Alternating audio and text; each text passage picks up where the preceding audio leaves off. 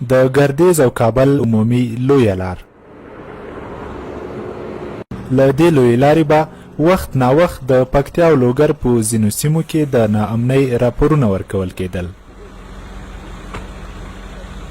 خو د وسلوالو طالبانو او افغان حکومت ترمنځ د تاوتریخوالي د کمیدو د اونۍ له پیل راهیسې چې تر اوسه یې 4 ورځې تېرې شوې، پر همدې لویه لار د تلونکو مسافرو په وینا خلک پرته له کومې ویرې په ډاډه زړه تګ راتګ کوي او په خبره یې پر همدې لویه لار د مسافرو ګڼه ګوڼه هم زیاته شوې.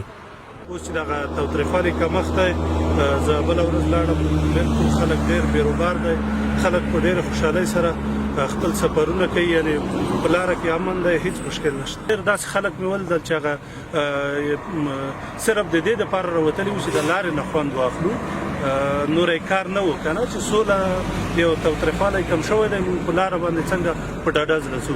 لاره خو بیخي ښه او ښه امنیت وکړي، باید دا اوربند تلپاتې واوسي او زموږ په افغانستان کې سوله راشي.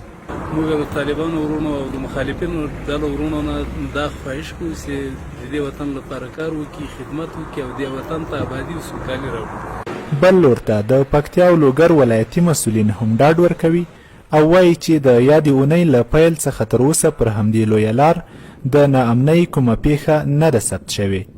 د کابل او ګردیز د لوی لارې په مسیر کې البته د پکتیا په حدودو کې کومه پیښه نه ده رامنځته شوې.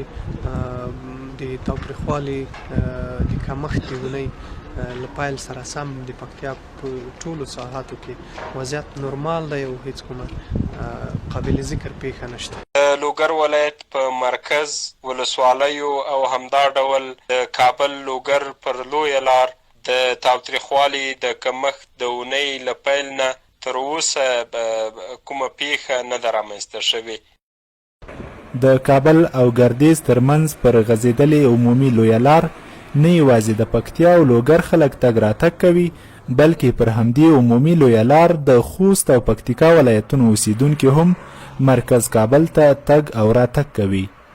فیض الله فیضي، ژمن راډیو ټلویزیون، پکتیا.